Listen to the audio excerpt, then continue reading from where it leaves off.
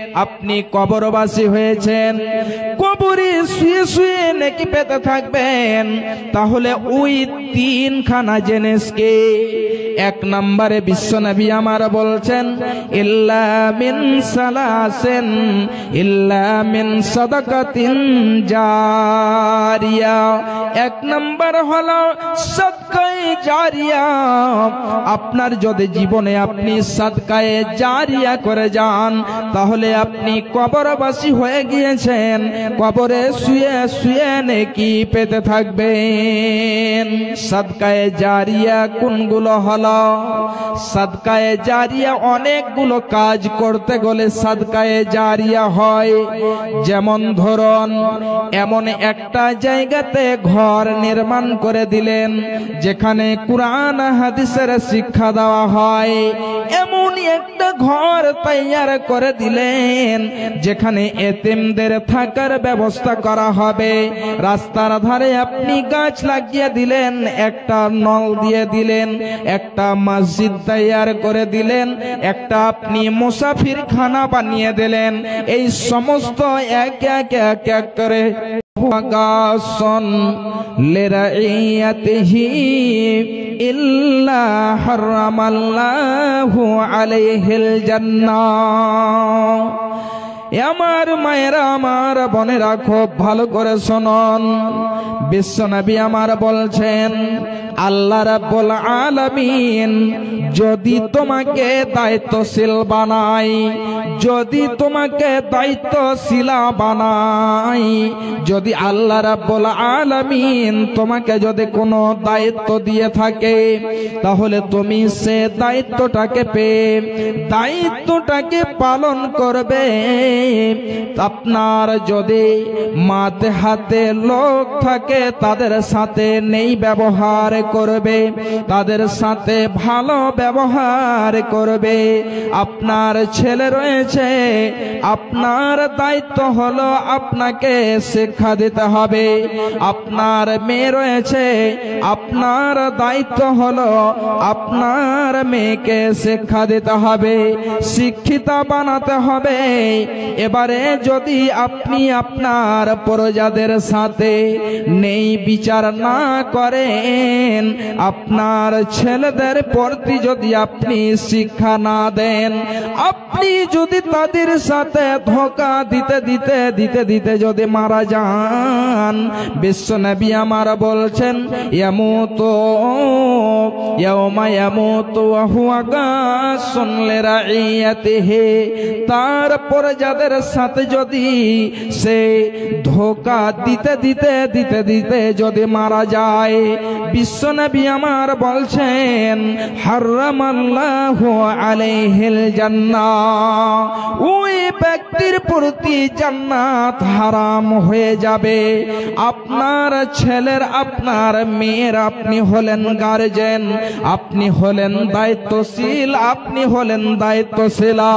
আপনার ছেলেকে যদি শিক্ষা না দেন, আপনার মেয়েকে যদি আপনি শিক্ষা না দেন, তাদেরকে যদি শিক্ষিত না বানান, আর এই অবস্থায় যদি আপনি মারা যান, বিশ্বনবী আমার বলছেন, হারামাল্লাহু আলাইহিল জান্নাহ। এদের প্রতি আল্লাহ রাব্বুল আলামিন জান্নাত হারাম করে দেবেন। ভাইরা আমার, আমার বাপজানেরা, এই আপনাদের যে মাদ্রাসা রয়েছে, এই মাদ্রাসার মতো মাদ্রাসাতে আপনার ছেলেকে শিক্ষা দিতে হবে।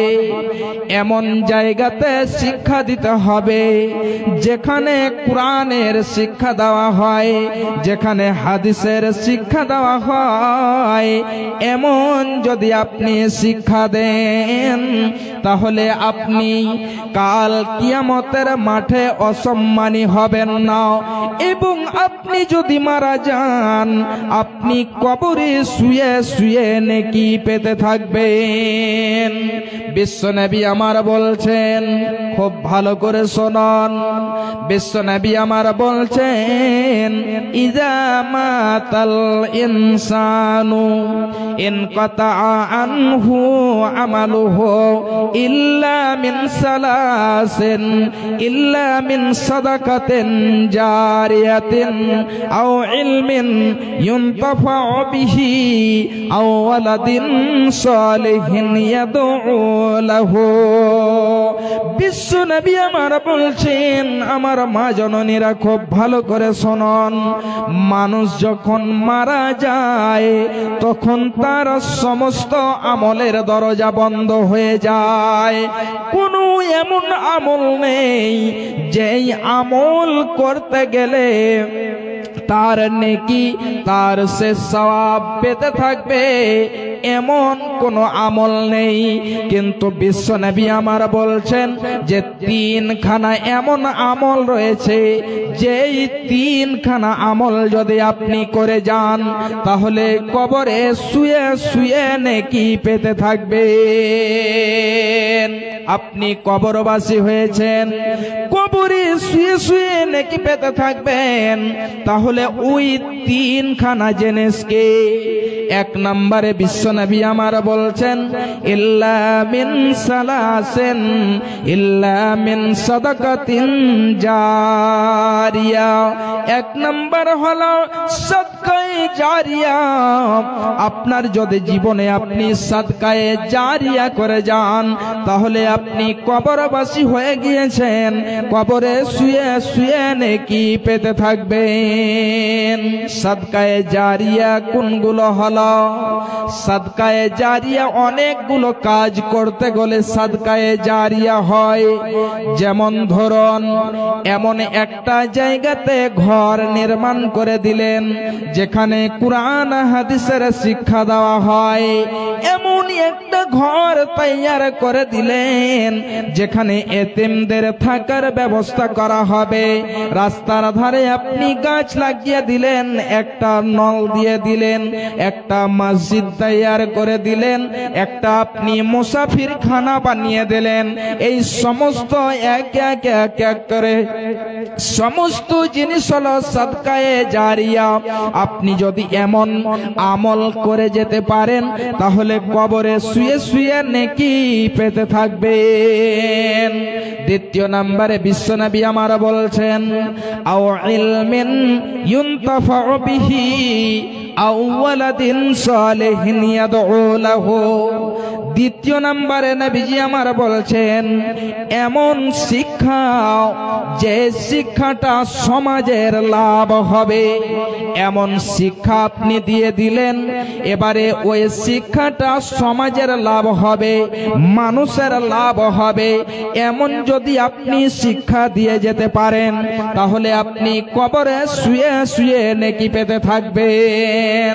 যেমন ধরুন, আপনি কোনো বোনকে একটা দোয়া শিখিয়ে দিলেন, সূরা ফাতিহা আপনি শিখিয়ে দিলেন, আপনি তাদেরকে কোনো ভালো একটা জ্ঞান দিয়ে দিলেন যাতে তার উপকার হবে।